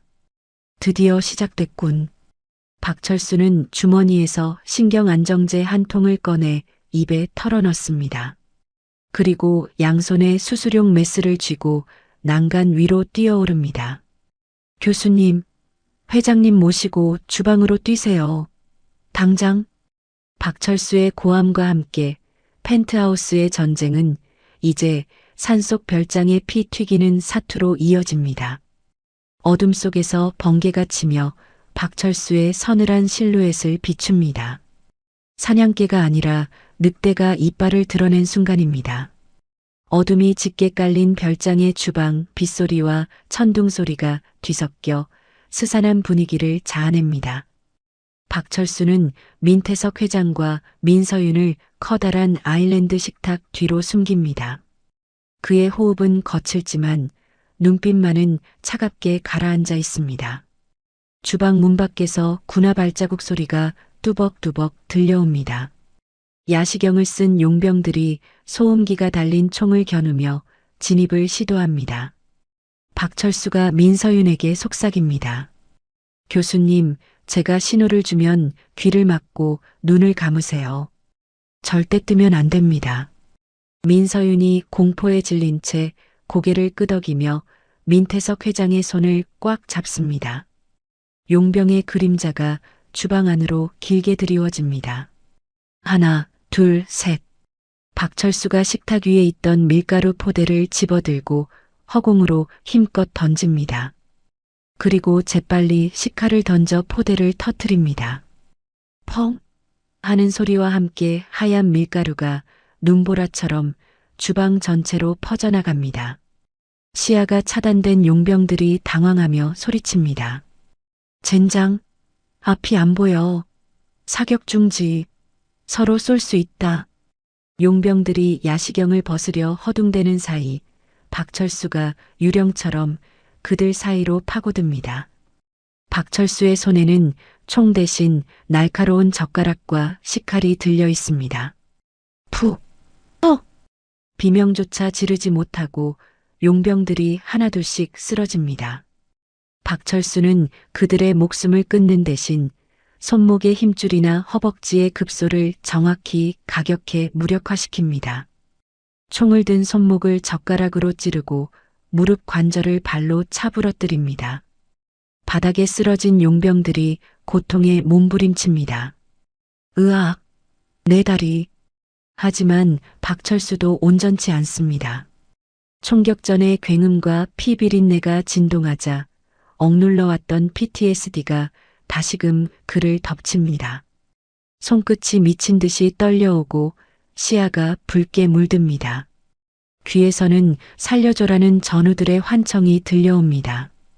박철수가 비틀거리며 아일랜드 식탁을 짚습니다. 그는 주머니에서 신경안정제 약병을 꺼내 뚜껑을 10시간도 없이 병째로 씹어먹습니다. 유리 조각과 알약이 입안에서 섞여 피맛이 나지만 그는 아랑곳하지 않고 삼킵니다. 그때 식탁 뒤에 숨어있던 민태석 회장이 가슴을 부여잡고 신음합니다. 으, 헉. 민서윤이 비명을 지릅니다. 아버지, 아버지 왜 그러세요? 극심한 스트레스를 이기지 못한 민태석 회장의 심장이 멈춘 것입니다. 박철수가 떨리는 몸을 일으켜 회장에게 달려갑니다. 회장의 얼굴은 이미 청색증이 와서 보라색으로 변해 있습니다. 민서윤이 울먹이며 흉부 압박을 하려 하지만 당황해서 손이 엇나갑니다. 박철수가 민서윤을 밀치고 회장의 가슴에 귀를 댑니다. 심정지입니다. 박철수가 챙겨온 구급낭을 열어 휴대용 제세동기 AED를 꺼냅니다. 패드를 회장의 가슴에 부착하자 기계음이 울립니다. 심전도 분석 중입니다. 환자에게서 떨어지십시오. 그 찰나의 순간 뒤쪽에서 살아남은 용병 하나가 정글도를 휘두르며 달려듭니다. 죽어라. 민서윤이 비명을 지르며 눈을 질끈 감습니다.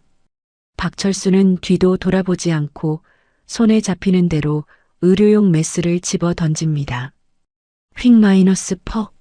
날카로운 메스가 정확히 용병의 미간이 아니라 정글도를 든 손등에 꽂힙니다. 용병이 칼을 떨어뜨리며 비명을 지릅니다. 으악. 그와 동시에 제세동기에서 안내 음성이 나옵니다. 제세동 필요. 충전 중. B- 하는 충전음이 들리는 2초가 2년처럼 길게 느껴집니다. 박철수가 버튼을 누르자 쿵 하고 회장의 몸이 튀어오릅니다. 하지만 심장은 아직 뛰지 않습니다. 박철수가 민서윤에게 소리칩니다. 교수님, CPR 하세요. 빨리요. 저는 놈들을 막겠습니다. 민서윤이 눈물을 닦으며 아버지를 살리기 위해 필사적으로 가슴을 압박하기 시작합니다. 하나, 둘, 셋, 넷. 박철수는 옆에 있던 링거 거치대를 뽑아듭니다. 그것은 이제 수액을 꺼는 도구가 아니라 그의 손에서 긴 창스피어이 됩니다. 거실 창문을 깨고 또 다른 용병들이 몰려들어옵니다. 이번엔 덩치가 산만한 대장급 용병입니다. 대장이 박철수를 보고 비웃으며 달려듭니다. 이발사 주제에 제법이구나. 하지만 여기까지다. 대장이 휘두른 쇠파이프가 박철수의 머리 위로 떨어집니다. 박철수가 링거 거치대로 공격을 막아내자 챙 하는 금속음이 불꽃을 튀깁니다. 박철수의 손이 찢어질 듯 아파오지만 그는 물러서지 않습니다. 등 뒤에는 살려야 할 환자와 그 환자를 살리고 있는 의사가 있습니다. 박철수가 이를 악물고 링거 거치대를 회전시켜 대장의 정강이를 가격합니다. 그리고 중심을 잃은 대장의 명치를 거치대 끝으로 찌릅니다. 소리와 함께 거구가 바닥으로 무너집니다. 박철수가 쓰러진 대장의 품에서 무전기를 낚아채 버튼을 누릅니다. 무전기 너머로 익숙한 목소리가 들려옵니다. 강준호 부회장의 목소리입니다. 야, 처리했어? 왜 말이 없어? 실패하면 너희 다 죽어. 증거 남기지 말고 싹 다 불질러버려. 알았어? 박철수가 무전기를 주머니에 넣으며 녹음 버튼을 누릅니다. 결정적인 증거가 확보되었습니다. 하지만 상황은 최악으로 치닫습니다. 남은 용병들이 강준호의 지시대로 별장 안에 화염병을 던지기 시작합니다. 쨍그랑, 펑, 커튼과 카펫에 불이 붙으면서 순식간에 거실이 화염에 휩싸입니다. 매캐한 연기가 천장을 뒤덮습니다. 콜록, 콜록. 민서윤이 기침을 하면서도 CPR을 멈추지 않습니다. 박철수가 다가가 민태석 회장의 상태를 살핍니다. 미약하지만 맥박이 돌아왔습니다. 민서윤이 울면서 외칩니다. 돌아왔어요. 아버지가 숨을 쉬어요. 박철수가 회장을 번쩍 들어 엎습니다. 불길이 현관을 막고 있어 나갈 곳이 없습니다. 박철수가 2층 계단을 바라봅니다. 2층으로 갑니다. 테라스로 뛰어야 해요. 세 사람은 불길을 뚫고 2층으로 올라갑니다. 열기가 피부를 태울 듯이 뜨겁습니다. 박철수의 등 뒤에 엎인 민태석 회장이 힘겹게 눈을 뜹니다. 박 선생. 박철수가 거친 숨을 몰아쉬며 대답합니다. 말씀하지 마십시오. 거의 다 왔습니다. 2층 테라스 문을 발로 차서 열자 폭우가 쏟아지는 밤하늘이 보입니다. 아래쪽은 까마득한 낭떠러지처럼 보이지만 자세히 보면 별장에 딸린 야외 수영장이 있습니다. 하지만 불길에 휩싸인 건물 잔해들이 수영장 위로 떨어지고 있어 위험천만한 상황입니다. 뒤따라 올라온 용병 하나가 박철수의 다리를 붙잡고 늘어집니다. 어딜 도망가? 같이 죽자. 박철수가 끈질긴 용병과 엉겨붙어 바닥을 구릅니다. 용병이 박철수의 목을 조르며 압박해옵니다. 숨이 막혀오는 순간 박철수의 손에 주머니에 있던 굵은 만년필이 잡힙니다. 회장을 살렸던 그 만년필입니다. 박철수가 만년필을 움켜쥐고 용병의 허벅지를 힘껏 찌릅니다. 비명과 함께 용병의 소나기 힘이 풀립니다. 박철수가 용병을 발로 차 떨어뜨리고 다시 회장을 엎습니다. 민서윤이 난간을 붙잡고 공포에 떨고 있습니다. 너무 높아요. 못 뛰겠어요. 박철수가 민서윤의 손을 잡으며 소리칩니다. 살 수 있습니다. 저를 믿으세요.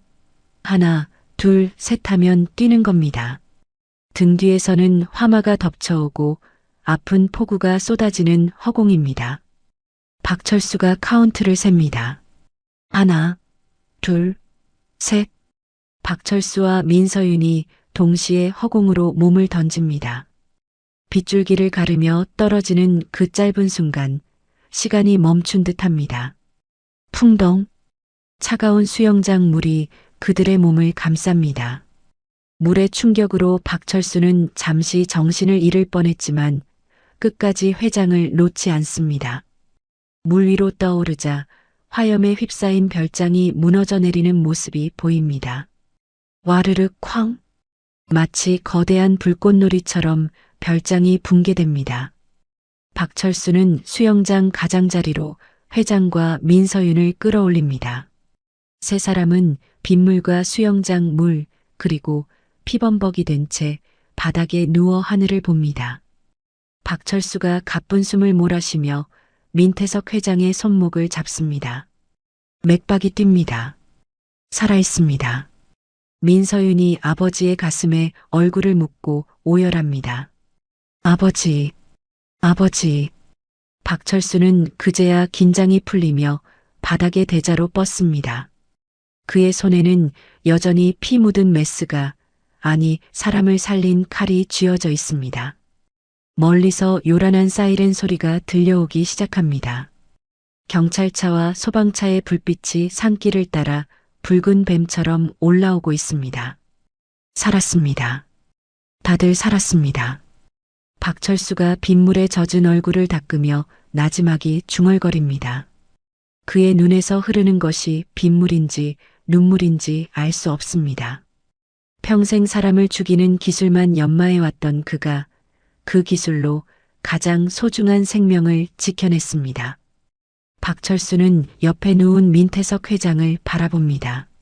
민태석 회장이 희미하게 웃으며 박철수의 손등을 두드립니다. 고맙네.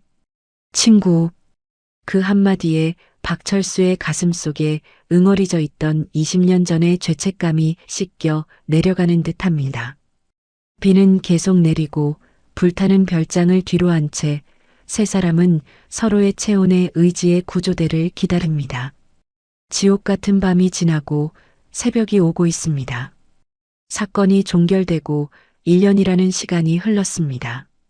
대한민국 뉴스의 헤드라인은 연일 태성그룹의 재판 소식으로 뜨겁게 달아올랐죠. 서울중앙지방법원 대법정, 판사의 엄숙한 목소리가 장내를 가득 메웁니다.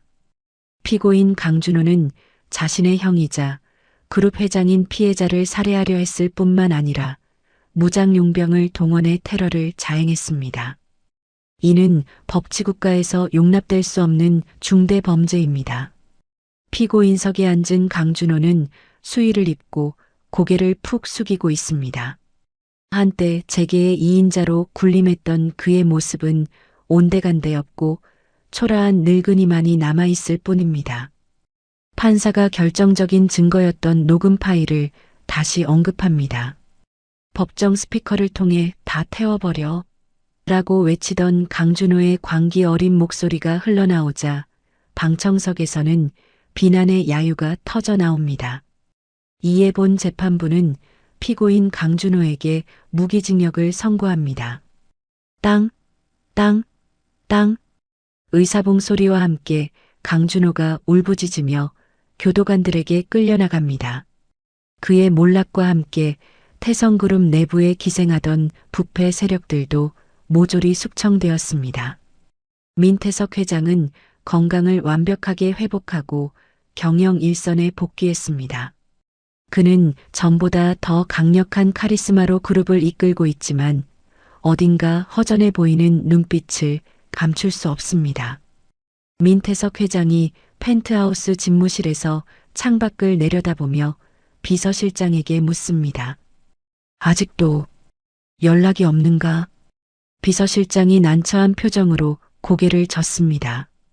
죄송합니다, 회장님. 전국을 다 뒤졌지만 흔적조차 없습니다. 마치 증발한 사람 같습니다. 언론에서는 박철수를 그림자 영웅, 재벌 회장을 살린 신의 손이라 치켜세우며 연일 대서특필했습니다. 하지만 정작 주인공인 박철수는 그날 밤 불타는 별장에서 회장을 구한 직후 홀연히 사라져버렸습니다. 남겨진 것은 병실 침대 위에 놓인 짧은 편지 한 장뿐이었죠. 제 임무는 끝났습니다. 약속대로 저를 잊어주십시오. 민태석 회장은 씁쓸한 미소를 지으며 책상 위에 놓인 낡은 사진을 어루만집니다. 낚시터에서 박철수와 함께 찍은 유일한 사진입니다. 무심한 사람 같으니라고. 잊어달라고 하면 내가 네, 알겠습니다 하고 잊을 줄 알았나? 민태석 회장은 박철수를 찾는 것을 포기하는 대신 그가 세상 밖으로 나올 수밖에 없는 명분을 만들기로 결심합니다. 그것은 바로 태성병원 산하의 대규모 외상 후 스트레스 PTSD 치유센터를 설립하는 것이었습니다. 소방관, 경찰관, 군인 등 타인을 위해 희생하다가 마음의 병을 얻은 사람들을 무료로 치료해주는 파격적인 프로젝트였죠. 계절이 바뀌어 가을이 깊어진 어느 날입니다. 강원도의 인적 드문 산골짜기, 안개가 자욱하게 낀 낚시터에 민태석 회장이 앉아 있습니다. 값비싼 양복 대신 허름한 등산복에 벙거지를 쓴 모습이 영락없는 동네 할아버지입니다. 민태석 회장은 미동도 없이 찌만 바라보고 있습니다. 그때 멀리서 덜컹거리는 엔진 소리가 들려옵니다. 흙먼지를 일으키며 낡은 1톤 트럭 한 대가 낚시터 입구로 들어옵니다. 트럭 짐칸에는 배추와 무가 가득 실려 있습니다. 운전석 문이 열리고 까칠하게 수염을 기른 남자가 내립니다. 박철수입니다. 그는 1년 전보다 훨씬 앳된 얼굴이지만 눈빛만은 여전히 깊고 단단합니다. 박철수가 뚜벅뚜벅 걸어와 민태석 회장의 옆자리에 털썩 주저앉습니다. 민태석 회장은 돌아보지도 않고 낚싯대만 잡은 채 툭 던지듯 말합니다. 오래 기다렸네. 자네는 항상 사람을 애태우는 재주가 있어. 박철수가 픽 웃으며 주머니에서 캔커피를 꺼내 건넵니다. 뉴스를 봤습니다. PTSD 센터라니요. 회장님답지 않은 투자입니다. 돈도 안 되는 사업을 왜 하십니까? 민태석 회장이 캔커피를 따서 한 모금 마시며 대답합니다. 돈 벌려고 하는 거 아니야. 사람 낚으려고 만든 거지. 민태석 회장이 그제야 고개를 돌려 박철수를 바라봅니다. 두 사람의 시선이 허공에서 부딪힙니다. 말하지 않아도 서로의 마음을 읽을 수 있는 깊은 신뢰가 오갑니다. 민태석 회장이 품에서 명함 한 장을 꺼내 박철수에게 내밉니다. 태성 PTSD 치유센터장 박철수. 자네 같은 사람들이 쉴 곳이야. 전쟁터에서 살아 돌아왔지만 여전히 마음속 전쟁을 치르고 있는 사람들 말일세. 그들을 이해하고 안아줄 수 있는 의사는 자네뿐이야. 박철수가 명함을 만지작거립니다. 그의 손끝에 굳은 살이 박여 있습니다. 지난 1년간 시골에서 농사를 지으며 숨어 살았지만 밤마다 찾아오는 악몽은 여전했습니다. 도망친다고 해결될 일이 아니라는 것을 그도 잘 알고 있었습니다. 박철수가 낚시터의 잔잔한 수면을 바라보며 입을 엽니다. 저는 의사 면허도 없고 사람을 죽이는 기술만 배운 놈입니다. 제가 감히 누군가를 치유할 수 있을까요? 민태석 회장이 박철수의 어깨를 툭 치며 호탕하게 웃습니다. 면허? 그런 종이 쪼가리는 내가 다 해결해 놨네. 자네는 특채야. 그리고 사람을 살려본 놈이 살리는 법도 제일 잘 아는 법이지. 나를 살렸듯이 말이야. 박철수가 쓴 웃음을 짓다가 이내 결심한 듯 고개를 끄덕입니다. 회장님 고집은 정말 못 당하겠습니다. 그때 낚시터 입구 쪽에서 경쾌한 발소리가 들립니다. 민서윤이 양손에 도시락 가방을 들고 환하게 웃으며 걸어옵니다. 두 분 거기서 뭐 하세요? 고기는 한 마리도 못 잡으셨죠? 박철수가 자리에서 일어나 민서윤을 맞이합니다. 교수님 오셨습니까? 민서윤이 박철수의 달라진 모습을 보고 잠시 멈칫하더니 눈시울을 붉히며 다가와 그를 꽉 껴안습니다. 살아있어줘서 고마워요. 정말 보고 싶었어요. 박철수도 어색하게나마 민서윤의 등을 토닥여줍니다. 세 사람은 낚시터 평상에 둘러앉아 도시락을 먹습니다. 차가운 가을바람이 불지만 그들의 주변은 난로를 켜놓은 듯 따뜻합니다. 민태석 회장이 쌈을 크게 싸서 입에 넣으며 말합니다. 이제 도망가지 마. 내 옆에서, 그리고 서윤이 옆에서 진짜 자네 인생을 살아. 숨지 말고 당당하게. 박철수가 입안 가득 밥을 씹으며 목이 메는 것을 참습니다. 평생 그림자 속에 숨어 살아야 했던 그에게 처음으로 가족이라는 울타리가 생긴 기분입니다. 화면이 전환되고 시간은 다시 흘러 태성 PTSD 치유센터의 정원입니다. 따사로운 햇살이 쏟아지는 잔디밭에 휠체어를 탄 노병 한 명이 앉아 있습니다. 그 뒤로 하얀 가운을 입은 박철수가 다가옵니다. 그의 가운 주머니에는 날카로운 면도칼 대신 청진기가, 허리춤에는 대검 대신 가위집이 차여 있습니다.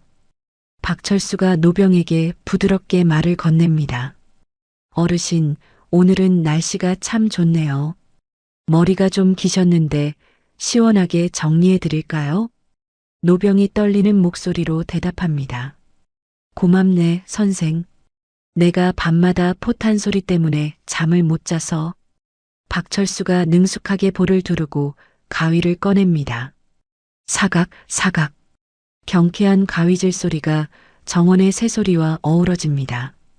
놀라운 것은 박철수의 손입니다. 그토록 그를 괴롭혔던 수전증이 거짓말처럼 사라졌습니다. 가위질을 하는 그의 손은 바위처럼 단단하고 안정적입니다. 그는 더 이상 공포와 싸우기 위해 약을 먹지 않습니다. 누군가를 돕고 치유하는 과정에서 그 스스로가 치유받았기 때문이죠. 이발을 마친 박철수가 거울을 노병에게 보여줍니다. 보세요. 아주 멋지십니다. 이제 편안해지실 겁니다. 노병이 거울 속 자신의 단정해진 모습을 보고 아이처럼 환하게 웃습니다. 고맙네. 정말 고마워. 마음이 한결 가벼워졌어. 멀리서 민태석 회장과 민서윤이 그 모습을 지켜보고 있습니다. 민태석 회장이 흐뭇한 표정으로 고개를 끄덕입니다. 저 친구, 이제야 진짜 자기 얼굴을 찾았구먼. 민서윤이 팔짱을 끼며 미소 짓습니다. 네. 이제 칼날 위에 서 있는 게 아니라 꽃길 위에 서 있는 것 같아요. 박철수가 두 사람을 발견하고 손을 흔듭니다. 그의 얼굴에는 20년 동안 한 번도 보여주지 않았던 편안하고 맑은 미소가 걸려 있습니다. 과거의 상처를 딛고 일어선 영웅은 이제 새로운 이름으로 세상을 향해 걸어갑니다. 카메라가 박철수의 미소를 비추다가 천천히 푸른 하늘로 줌아웃됩니다. 평화로운 음악과 함께 이야기는 긴 여운을 남기며 막을 내립니다. 누군가를 살리기 위해 들었던 면도칼이 결국 자기 자신을 구원하는 열쇠가 되었습니다. 피냄새 진동하던 전쟁터의 기억 속에 갇혀 떨던 박철수 씨.